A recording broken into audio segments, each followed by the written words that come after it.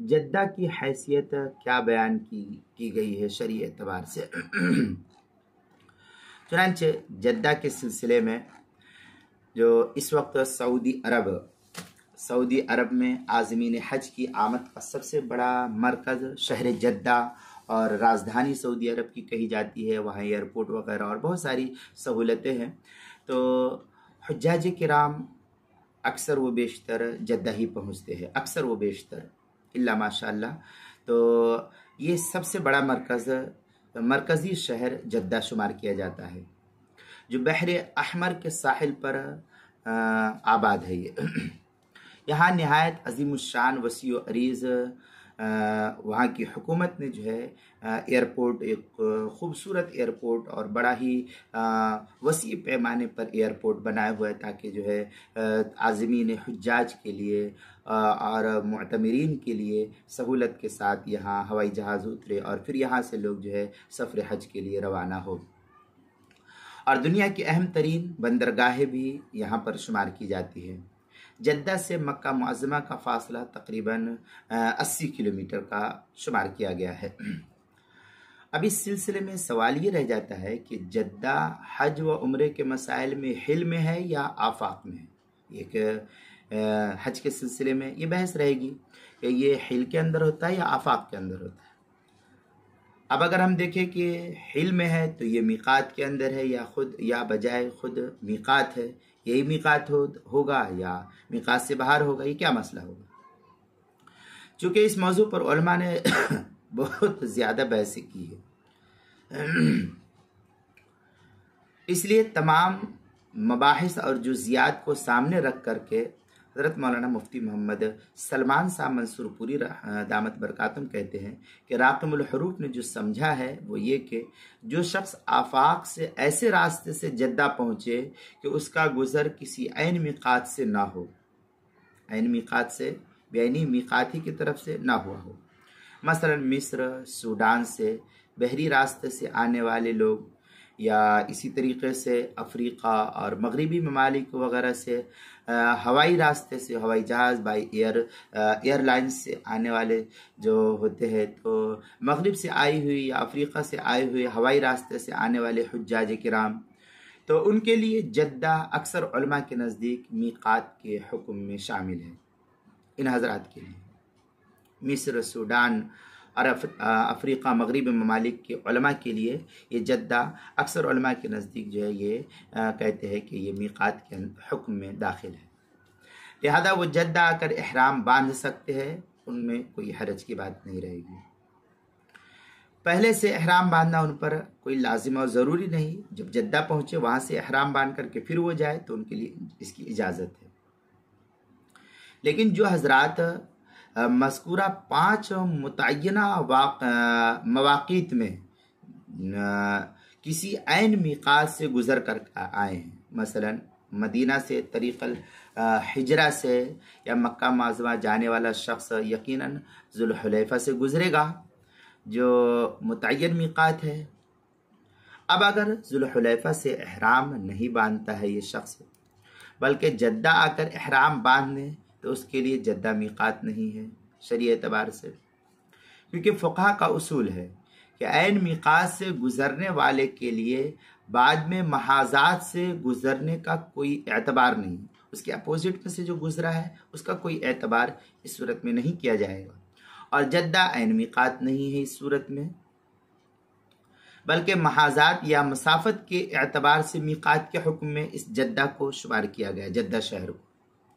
اس لیے مدینہ سے خشکی کے راستے سے آنے والا جو شخص ہے، اس شخص کے لیے جدہ تک احرام کو مؤخر کرنا اس صورت میں جائز نہیں ہوگا کہ چلو وہاں سے جدہ سے باندھ لیا جائے گا احرام، تو یہ ان کے لیے جائز نہیں ہوگا۔ لہذا اگر وہ جدہ سے احرام باندھے گا تو پھر اس صورت میں مذکورہ اصول کے مطابق اس پر دم جنایت واجب ہونا چاہیے، کیونکہ اس کے لیے جدہ میقات نہیں ہے حرم مدنی کے لیے۔ البتہ مدینہ منورہ سے بذریعہ ہوائی جہاز جدہ آنے والے شخص کا گزر عین میقات ذوالحلیفہ سے نہیں ہوتا ہے، جو اصول ہے اس کا، بلکہ وہ ذوالحلیفہ کی محاذات سے گزر کر جدہ پہنچتا ہے۔ پھر اب جب ایسی صورتحال ہے تو ایسی صورت میں اگرچہ اولا تو یہی ہے کہ پہلے محاذات سے قبل احرام باندھ لیا جائے، لیکن دوسرے محاذات تک مؤخر کرنے کی بھی گنجائش ہے۔ لہذا مدینہ منورہ سے ہوائی سفر کر کے جدہ آ کر احرام باندھنے کی اس صورت میں اولاً گنجائش ہو جائے گی۔ یہ تو ایک صورتحال تھی جو مدینہ المنورہ کے رہنے والے حجاج کرام کے لیے۔ ہند و پاک، بنگلہ دیش وغیرہ کے رہنے والے کے لیے، اور اسی طریقے سے دیگر مشرقی علاقوں سے جو ہوائی جہاز سے جدہ پہنچتے ہیں، ہندوستان والے، پاکستان والے، بنگلہ دیش وغیرہ اور بھی دیگر علاقے جات والے یہ ہوائی جہاز کے ذریعے سے جدہ پہنچتے ہیں، تو ان کے بارے میں یہ کہا جاتا ہے کہ وہ قرن المنازل کے عین میقات سے گزرتے ہیں۔ اب میں نے قرن المنازل کی تفصیل جو ہے میقات کے سلسلے میں دوسرے ویڈیو میں بتایا ہے۔ لہذا مذکورہ اصول کے تحت ہوائی سفر کرنے والے حجاج کے لیے قرن المنازل کی جو میقات ہے، تو قرن المنازل کی میقات سے پہلے احرام باندھنا یہ لازم اور ضروری ہوگا ہند و پاک والے کے لیے، اور جدہ تک احرام کو مؤخر کرنا اس صورت میں ہند و پاک والے کے لیے جائز نہیں ہوگا۔ ہاں، البتہ یہ تحقیق ہو جائے کہ جہاز کا گزر عین قرن منازل سے نہیں ہوا ہے۔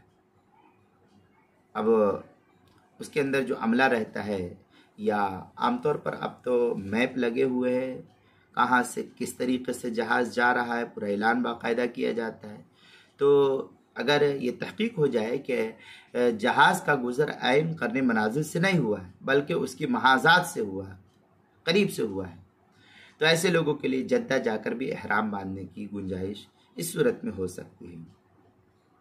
اب ان سب کا خلاصہ یہ ہے کہ کلی طور پر مطلق میقات تو نہیں ہے جدہ، بلکہ اسے محاذات یا مسافت کے اعتبار سے ہی میقات کے حکم میں رکھا گیا ہے جدہ کو۔ مفتی سلمان صاحب منصور پوری دامت برکاتہم کہتے ہیں کہ راقم الحروف نے اس موضوع پر مفتی مدینہ منورہ مولانا مفتی محمد عاشق الہی بلند شہری، جو بعد میں ہندوستان سے ہجرت کر کے مدینہ منورہ چلے گئے تھے، مہاجر مدنی نور اللہ مرقدہ، سے ایک طویل گفتگو کی اس سلسلے میں۔ مولانا مفتی سلمان صاحب منصور پوری کہتے ہیں میں نے مفتی محمد عاشق الہی بلند شہری رحمۃ اللہ علیہ سے تفصیلی گفتگو کی۔ موصوف کی رائے بھی یہی تھی کہ جو شخص کسی عین میقات سے گزر کر آیا ہو، اس کے لیے کوئی بھی محاذاتی جگہ بشمول جدہ میقات نہیں بن سکتا ہے، اسے کسی نہ کسی عین میقات پر واپس جانا پڑے گا، اس لیے وہاں واپس جا کر کے پھر جو ہے وہ اپنے احرام کو باندھ لے، یہ اس کے لیے گنجائش ہے۔ یہ تفصیل جو ہے مفتی سلمان صاحب منصور پوری نے اپنی کتاب المسائل کی تیسری جلد کے اندر بڑی تفصیل کے ساتھ نقل کیا ہے۔ صفحہ 103، 104، 105 پر عنوان ہے جدے کی حیثیت کیا ہے۔ اس کے تحت جو ہے حضرت مولانا مفتی سلمان صاحب منصور پوری نے جو ہے نقل کی اپنی کتاب المسائل میں، بڑی تفصیل سے نقل ہے۔ کتاب المسائل کی تیسری جلد میں صفحہ 103، 4، 5 تک جو ہے یہ پوری بحث نقل کی گئی ہے۔ اب اس سلسلے میں رد المحتار فتاوی شام وغیرہ کے اندر ہے وَلَوْ لَمْ يَمُرُّ بِهَا تَحَرِّي وَأَحْرَمَ إِذَا هَذَا أَحَدُهُمَا وَأَبْعَدَهَا أَفْضَلُ، یہ در مختار کی عبارت۔ آگے شامیہ میں کدا فی الفتح ومفاد ان وجوب الاحرام بالمحاذات انما يعتبر عند عدم المرور، اس طریقے کی عبارت جو ہے در مختار مع شامی جو بیروت کا چھپا ہوا اس کی تیسری جلد صفحہ 426، اسی کے ہم مثل عبارت فتاوی ہندیہ پہلی جلد صفحہ 221، البحر الرائق جو زکریا بگٹی پور دیوبند کا ہندی نسخہ ہے اس کی دوسری جلد صفحہ 557 پر اس کو نقل کیا ہے۔ غنیۃ الناسک میں تنبیہ کے تحت فلو مر بمیقات ومحاذات ثانی لا تعتبر المحاذات، اس طریقے کی عبارت غنیۃ الناسک کے صفحہ 53 پر نقل کیا ہے۔ مزید ہے آگے فلو کان یمر بواحد منها عینا فلا تعتبر المحاذات بعدہ، یہ بھی غنیۃ الناسک کی عبارت ہے، صفحہ 54 پر اس کو نقل کی ہے۔ آگے مزید ہے وَإِن لَمْ يَعْلَمِ الْمَحَاذَاتُ فَعَلَى مَرْحَلَتَيْنِ जुहफ़तैनी मिन मक्का का जद्दा मिन तरफ़िल बहरी। ये इस तरीके की इबारत जो है गुनियतुन नासिक सफ़ा 54। इसी के हम मिसल इबारत फतवा हिंदिया पहली जिल्द सफ़ा 221, फ़तहुल क़दीर दूसरी जिल्द सफ़ा 426, अल बहरुर राइक़ उस जो ज़करिया बुगडी देवबंद का हिंदी नुस्खा उसकी दूसरी जिल्द सफ़ा 557 पर इसको नकल किया है। मुफ्ती सलमान साहब मंसूरपुरी दामत बरकातुहुम अपनी किताबुल मसाइल में इस मसले की वजाहत मजीद करते हुए लिखते हैं कि शहर जद्दा, जुहफा, राबिग और यलमलम के दरमियान वाक़ है। अब अगर नक्शे के एतबार से मकाम जुहफा या यलमलम तक लकीर खींची जाए तो ये लकीर मकाम बुहैरा से गुजरती है। मकाम बुहैरा जो है उससे गुजरती, जो जद्दा से कुछ फासले पर मक्का मुअज़्ज़मा के रास्ते पर वाक़ है। इस एतबार से जद्दा हिल से बाहर हो जाता है, ये हिल के अंदर नहीं दाखिल होता है। जैसा कि ज़ुब्दतुल मनासिक में हज़रत मौलाना शेर मोहम्मद साहब सिंधी रहमतुल्लाह अलैह ने एक नक्शा बनाकर उसकी वजाहत फरमाई है। आप इस किताब के अंदर ज़ुब्दतुल मनासिक में देख सकते हैं। लेकिन बहुत से जुज़ियात से ये बात भी यहाँ पर ये वाज़ेह होती है कि फ़ुक़हा ने जद्दा को हिल के अंदर शुमार फरमाया है और आज तक लोगों का अमल भी इसी पर है कि जद्दा को हिल में दाखिल समझते हैं और जद्दा के लोग बेतकल्लुफ़ इहराम के बग़ैर मक्का मुअज़्ज़मा आते और जाते रहते हैं। इसलिए जद्दा को अक़रबुल मीक़ात यानी क़र्नुल मनाजिल के बक़दर मसाफ़त तकरीबन 80 किलोमीटर पर वाक़ होने से हिल में दाखिल मानना चाहिए, जो आफ़ाक़ वालों के लिए बहुक्म मीक़ात शुमार किया जाएगा। ये मुफ्ती सलमान साहब मंसूरपुरी दामत बरकातुहुम कहते हैं। फिर आगे दलील देते हैं, अम्मा लो क़सद मौज़िअन मिनल हिल्ल का खलीसी व जद्दा हिल्लु लहु मुहावज़तुहु बिला इहरामिन। ये दुर्र मुख्तार की इबारत है जो बैरूत का छपा हुआ नुस्खा है, उसकी तीसरी जिल्द सफ़ा 427। मजीद और दुर्र मुख्तार जो ज़करिया बुगडी देवबंद का हिंदी नुस्खा उसकी तीसरी जिल्द सफ़ा 482, अद्दुर्रुल मुंतक़ा पहली जिल्द सफ़ा 393 पर है। और क्या नाम है गुनियतुन नासिक के अंदर है वह मिम्मा यजिबु तयक्कुज़ु लहु सुकानुन जद्दहु अलख।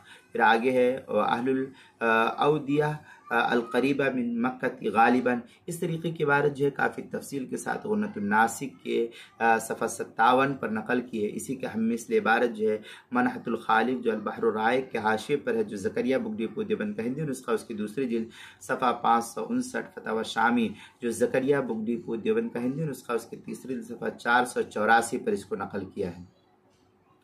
अब यहाँ ये जानना चाहिए कि अहले इल्म हजरात जद्दा के मुतालिक मज़ीद जो है बहस मुबाहसे के लिए चंद किताबों का मुताला फरमा सकते हैं, जिसमें ज़ुब्दतुल मनासिक मुअल्लिफ़ मौलाना शेर मोहम्मद सिंधी उनके सफ़ा 55 तक 64 पर इसको नकल किया है। अहसनुल फतावा, इसमें तो काफ़ी तफसीली बहस है। अहसनुल फतावा में मुफ्ती रशीद अहमद साहब लुधियानी रहमतुल्लाह अलैह ने नकल किया है। किताबुल हज इसमें है, उसके सफ़ा 566 और से 574 तक इसको नकल किया है। तीसरी किताब है अनवार मनासिक, मुअल्लिफ़ मुफ्ती मोहम्मद शब्बीर अहमद साहब उस्ताद हदीस मदरसा शाही मुरादाबाद, उसके सफ़ा 244 से सफ़ा 247 तक इसको नकल किया है। इसी तरीके से मुफ्ती महमूद साहब रहमतुल्लाह अलैह ने भी अच्छी बहस की है इस सिलसिले में।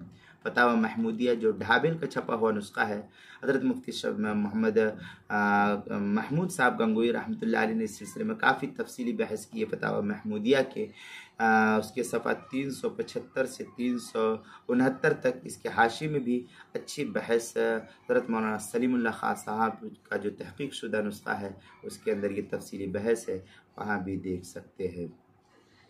किताबुल मसाइल की क्या नाम है तीसरी जिल्द के अंदर भी इसको नकल किया गया है, वहाँ भी क्या नाम है तफसीली बहस मौजूद है। तीसरी जिल्द सफ़ा 103, 104, 105 उन्वान है जद्दा की हैसियत क्या है, इसके तहत जो है नकल किया है, वहाँ तफसील देख सकते हैं।